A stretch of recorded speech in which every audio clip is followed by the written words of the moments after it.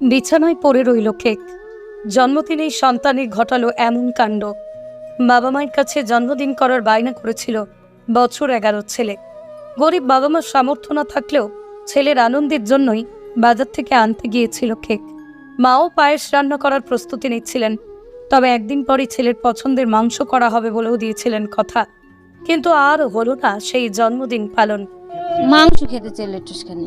তারপর তো বলেছে যে মানে ওর মা তো বললো তাই যে আমি বলেছি আজকে একটু পয়সা কম আছে, কালকে এনে খাওয়াবো, মানে আজকে এনে খাওয়াবো রে। বাবা মা কেক নিয়ে বাড়ি পৌঁছতেই দেখলেন ঘরে ঝুলন্ত অবস্থায় ছেলে। চোখের সামনে সে দৃশ্য দেখে কান্নায় ভেঙে পড়ে গোটা পরিবার। বলার নেই, আমি এখন কি বলবো। ঘটনাটি ঘটেছে বনগাঁ থানার সুন্দরপুর গ্রাম পঞ্চায়েতের সুন্দরপুর গ্রামে। মৃত বালকের নাম প্রীতম সরকার। সে গারাপোতা হাই স্কুলের 5ম শ্রেণীর ছাত্র। বাবা প্রকাশ সরকার পেশায় ভ্যান চালক। 2 সন্তান, স্ত্রী নিয়ে সংসার প্রকাশের। এদিন ছিল ছোট ছেলে প্রীতমের জন্মদিন। প্রীতম বড় করে জন্মদিন পালনের বায়নাও করেছিল, সঙ্গে খেতে চেয়েছিল মাংস। পরিবারের বক্তব্য, প্রীতমকে বলা হয়েছিল কেক সন্ধ্যার পরে আনা হবে। প্রীতমের মা পায়েস করবে বলেও নিচ্ছিলেন প্রস্তুতি। বাবা প্রকাশ সরকার বলেন, প্রীতম ঘরে বসে কার্টুন দেখছিল। বাজারে যাওয়া হয়েছিল কেক আর পায়েসের সরঞ্জাম আনতে। বাজার থেকে ওর মা আগে এসে দেখে ঘরের মধ্যে ঝুলন্ত অবস্থায় রয়েছে প্রীতম। তবে বিষয়টি নিয়ে তৈরি হয়েছে ধোঁয়াশা। অভিমানে আত্মঘাতী নাকি খেলার ছলে এমন দুর্ঘটনা ঘটল তা বুঝে উঠতে পারছে না কেউই। গোটা ঘটনার তদন্তে নেমেছে পুলিশ। এলাকায় নেমেছে শোকের ছায়া।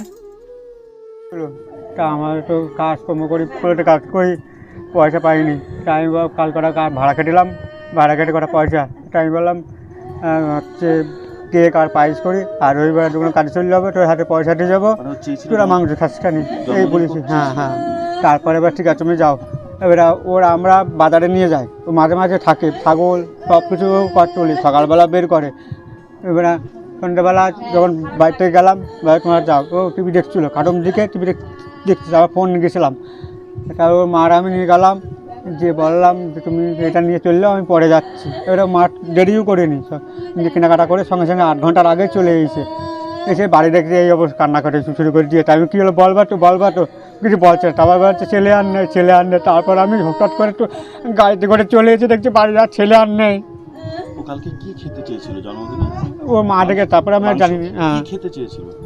ও কেক নিয়ে এসে দোকান বাজারে গেছিলাম আনতে।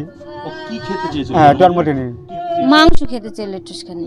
তারপর তো বলেছে যে মানে ওর মা তো বললো তাই যে আমি বলেছি আজকে একটু পয়সা কম আছে, কালকে এনে খাওয়াবো, মানে আজকে এনে খাওয়াবো রে। আর কালকে ওই পায়েসটা আর কেকটা ওরা খাওয়াবে। ও আবার নাকি বলেছে ও মা কেক আনবা তা কাউরে বলবো না, আমি একাই খাবো। ওর মা বলছে তা ঠিক আছে তুই খাবি। হ্যাঁ, আত্মহত্যা করলো কেন? ওই দুঃখ থেকে? সেইটাই আমরা বলতে পারছি না। আমিও এই বাড়ির না, আমি ওনার শালাবো। হ্যাঁ, এবার জন্মদিন থাকা গেলে হয়তো চেয়েছিল একটু অনুষ্ঠান করতে বা 2-4 জনকে বলতে, পয়সার সামর্থ্য নেই, হয়তো বলতে পারিনি। কি জন্মদিনে কেক আনা নিয়ে হয়তো সমস্যা হতে পারে, একটা ঝামেলা হতে পারে, যেহেতু পয়সা করেই নেই আনতে পারিনি। এবার পরে জন্মদিনের কেকটা আনতে গেছে, এবার ও হয়তো চেয়েছিল একটু, যখন নিয়ে এসছে তখন আর নেই। এবার নিয়ে এসে দেখছে যে ঘরে টিভি চলছে, দরজা দেয়া। এবার দরজা যখন হচ্ছে ধাক্কা মেরে খুলে দেখে ছেলেটা ঝুলছে, টিভিতে কার্টুন চলছে। এবার জন্মদিনের কোনো অত মন খারাপের জন্য, দুঃখের জন্য ওটা হতে পারে, আর তা নাহলে কার্টুন দেখতে দেখতে খেলার ছেলে হতে পারে। এবার যেহেতু গামছাটা দিয়ে করেছে, ফার্স্টটা দিয়েছে, ফাঁসিটা লাগায়নি, গামছাটা গোল করে বেঁধেছে, দিয়ে ওর ভিতরে মাথাটা ঢুকিয়ে দিয়েছে।